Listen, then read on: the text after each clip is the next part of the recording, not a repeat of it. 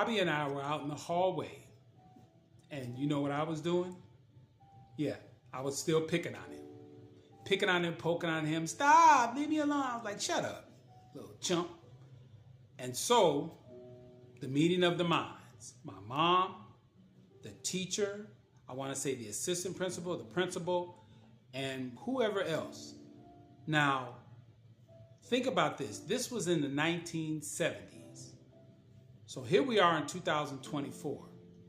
I would almost guarantee you that if a little black kid did that to a little white kid in 2024, I would have been suspended. I would have probably been kicked out of that district. My mom would have probably had to find a new school, and that would have been in my records.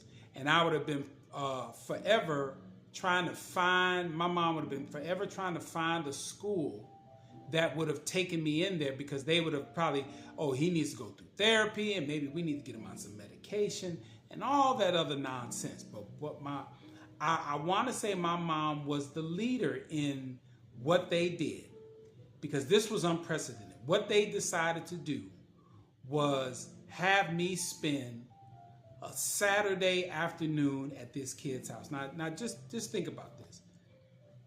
All I know as a little kid is that all my neighborhood is all black. So I know how we act and we behave and we do things on the weekend, on a Saturday at somebody's house, the noise and everything.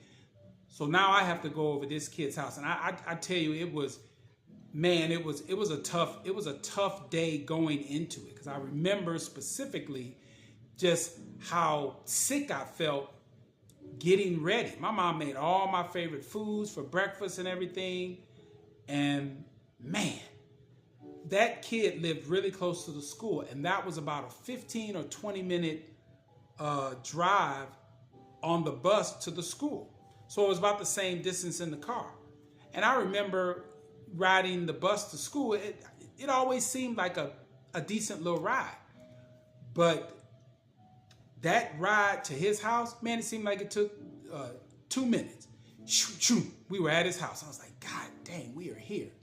And I'm like, what possibly could I get out of this Saturday afternoon with this kid? But amazingly enough, he greeted me like, hey, what's going on? I come to find out that Bobby's an only child. Now, I am the 7th of 9. So imagine the activity and the energy in our house. And I'm walking to this house and it's crickets. I don't see a dad there, but I'm assuming he lived with both of his parents. But the dad wasn't there for whatever reason, salesman or whatever. Never asked. I never, as a kid, you're not asking all these questions that I would have asked as an adult. But I'm like, man, what could this kid possibly do? But he's like, hey man, let's go around. He shows me to his room. This dude's got more toys than all of my brothers put together in like this little box. And I'm like, oh my God, we get to play. So we start playing. And then he said, hey, let's go outside. His backyard is bigger than our yard. So we're running all over the place and we're back and forth in the house, out the house. And again, difference. If I was going in and out of my house as a little kid, my mom would have been like, boy, you come in this house one more time, you are going to be stuck in this house. So get out of here, get some water, whatever, get out this damn house. So we're in and out, in and out, in and out, in and out. And we're just running all over the place. And then finally, his mom's like, hey, lunch. And I'm thinking, lunch? Never had lunch. And in our house, with all the kids, you got up and ate breakfast. Let's say it's even the summer. Summertime, you ate breakfast on your own. My mom wasn't sitting there preparing all the meals and everything. Every now and then, she would cook some stuff for us. But summertime, you were just on your own. But during the school year, my mom made breakfast. And if it was the Saturday, you were on your own making your food. There was no lunch. You had to make your sandwiches yourself or whatever. And then you had to get out the dang house. Get out of this house. So I'm like, lunch? So yeah, we take a break. We're sitting at the table. We're eating lunch. And I'm like, God dang, this how y'all do this? Okay, this is cool. Good food, not mayonnaise, in there. I don't even remember. I just know it was a good food, something to drink, whatever. Right after we ate that, we were right back out playing in the backyard, in the house, in the backyard, in the house, in the backyard, in the house. Next thing you know, out of the blue, I hear, your mom is here. And I'm like, dang. Because she had dropped me off at like 10 o'clock in the morning.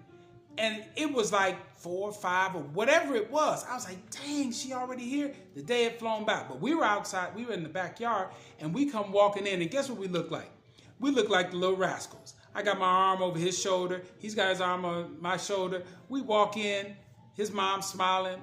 My mom's like, you know, how was it? I said, man, I had a good time. You know, I said, you know, we're friends. But just think of the wisdom that my mom had to, you know, she was either, what she was doing, she was either going to make or break me. I was either going to respect this little kid or I was going to just continue to terrorize him.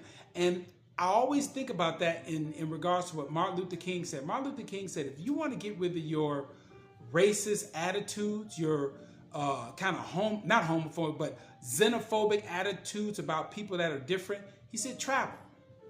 Travel around the place. He said, what you're going to find out is that you're more similar than you are dissimilar to people.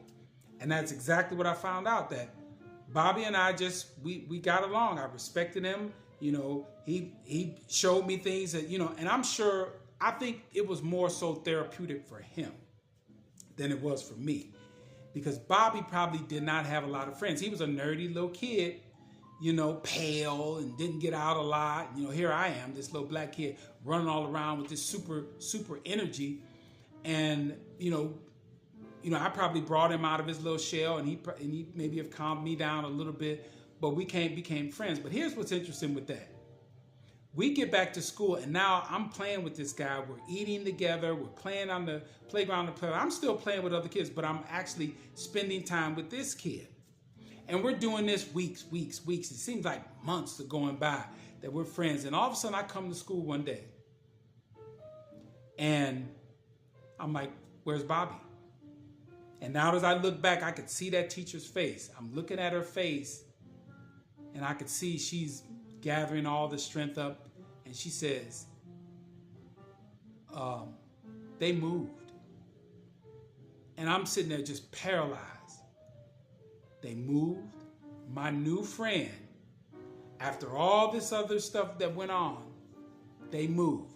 But again, as I reflect back, I understand what they were doing. They made sure that they didn't tell me. Bobby's mom probably didn't even tell him, because they know Bobby would, hey, I'm moving. What, you know, nope, didn't tell Bobby. Definitely didn't tell me. So now I had to readjust myself, because now I'm going to take you back. What had happened was, before I was into that school, and why I was so angry, was that was a part of desegregation in the 70s. I had been in one school for kindergarten, another school for first grade, another school for second grade, and then a fourth school for third grade. I had it. I was tired of moving all over the place, not having the friends that I grew up with. And so I was actually taking out this legal decision out on Bobby. Unfair to him, but really unbeknownst to me as a kid. I didn't know what was going on. I was just reacting to the fact that I did not like it. And again, you know, as I fast forward, looking at that desegregation was terrible. Because what they did was they took all the black kids and made them go into white schools. They didn't take any of the white kids and bust them into black schools. Completely unfair. But they conditioned us to believe that, hey, this is the best thing for you black kids to come into these better schools. Again, we can all go back and talk about the Board of Education, that whole ruling and everything, where the schools were unequal, you know, as far as them funding. And that was a violation, that if you're going to have schools that only have black kids and only have white kids, then you're supposed to have equal resources. They knew what they were doing. But the reason why that story is so important in this chapter is that what happened with me is that I learned to make adjustments to my environment. And in that situation, I had to move around to a bunch of different schools.